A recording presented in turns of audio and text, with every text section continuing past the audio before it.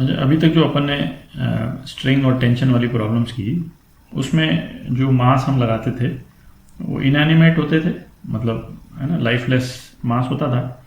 तो जो स्ट्रिंग और मास का जो इंटरेक्शन होता था वो केवल जो मास का वेट होता था वो उसी के थ्रू होता था, और तो कोई तरीका नहीं। तो यदि इसमें हम m मास का वेट जो है स्ट्रिंग पे लगा देते हैं तो क्या होगा, है ना, इनका इंटरेक्शन क्या होगा, मास पे ग्रेविटेशनल फोर्स mg, ठीक है, इस स्ट्रिंग में टेंशन T, और ये टेंशन जो है वो इस मास को ऊपर खींचेगा mg से, और इस ये जो ऊपर जो भी है सीलिंग है इसको नीचे की तरफ खींचेगा mg से, ठीक है। तो इन इफेक्ट ये हुआ कि इस मास को इस सीलिंग ने mg फोर्स से खींचा, और सीलिंग को मास ने mg फोर्स से खींचा, ठीक है। तो ये मास ने जो बेसिकली स्ट्रिंग के थ्रू सीलिंग पे फोर्स लगाया, एक्शन रिएक्शन पेयर हो गया, और ये हमारा इक्विलिब्रियम हो गया, ठीक है। जो इसका ग्रेविटेशनल फोर्स है वो टेंशन से बराबर हो गया, और है ना, ये इक्विलिब्रियम हो गया। अच्छा, इसमें मास तो अपना वेट जो है वो वेरी नहीं कर सकता है, और टेंशन वेरी नहीं कर सकता है। जब मास की जगह यदि हम एक मंकी यदि रोप पे लटक जाए तो कुछ है ना इंपॉर्टेंट चेंजेस हो जाते हैं, है ना। ये मंकी बनाया मैंने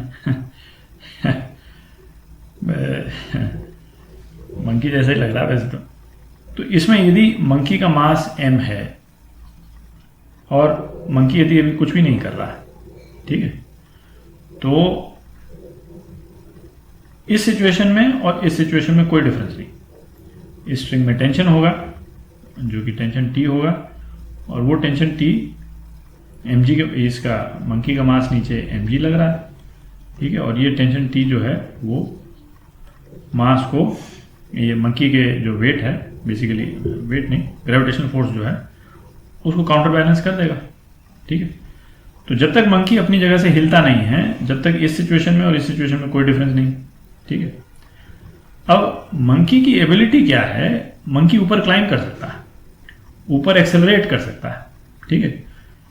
अच्छा, पहले ऐसा करते हैं, इस मंकी को ना थोड़ा सा नीचे बना देते हैं, ताकि वो जो स्ट्रिंग में जो टेंशन फोर्सेज हैं उसी को स्टडी करना है अपने को।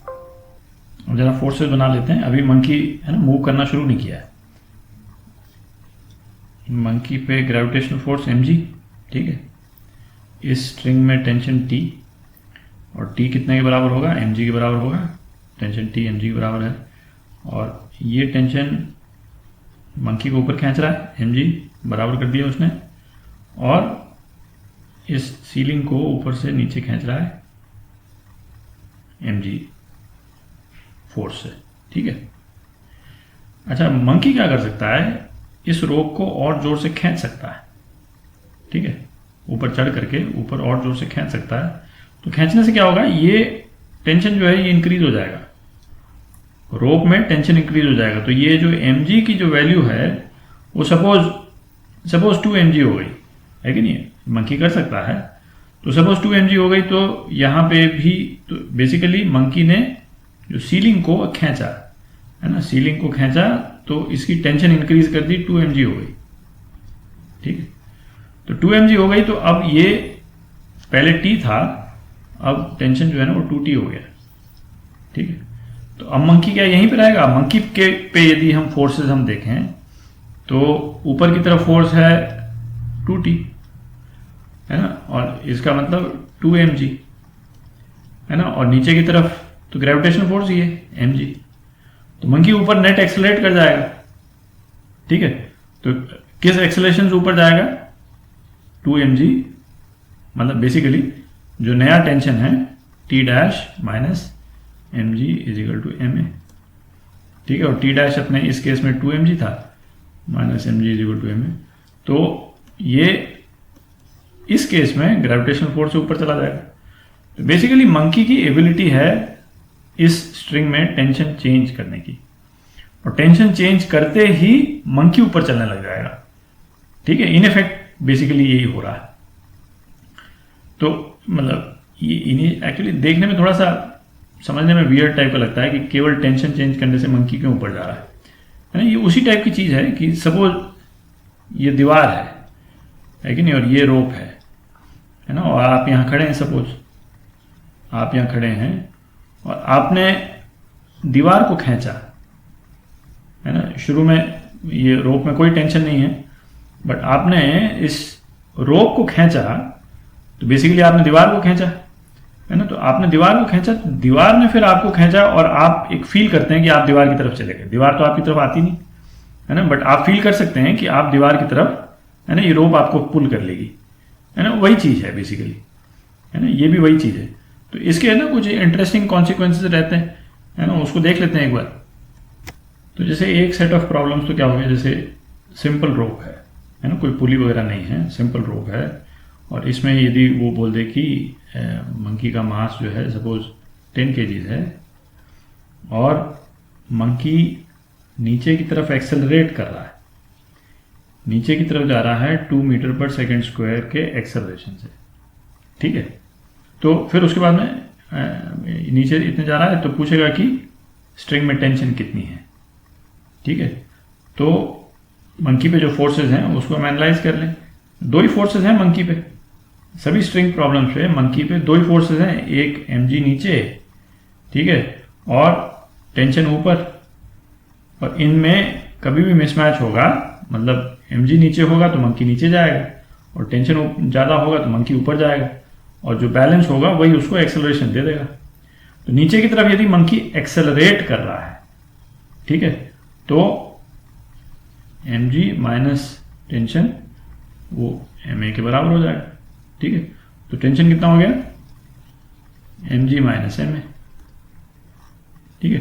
तो कितना हो गया, m into G minus a, और 10 किलो का मंकी है तो 10 इंटू 8 कितना हो गया, 80 न्यूटन। तो टेंशन इन द स्ट्रिंग कितना हो गया, 80 न्यूटन, ठीक है। अच्छा, अब ये यदि ये पूछ सकता है कि ऊपर की तरफ एक्सेलरेट कर रहा है तो ये प्लस हो जाएगा, ठीक है।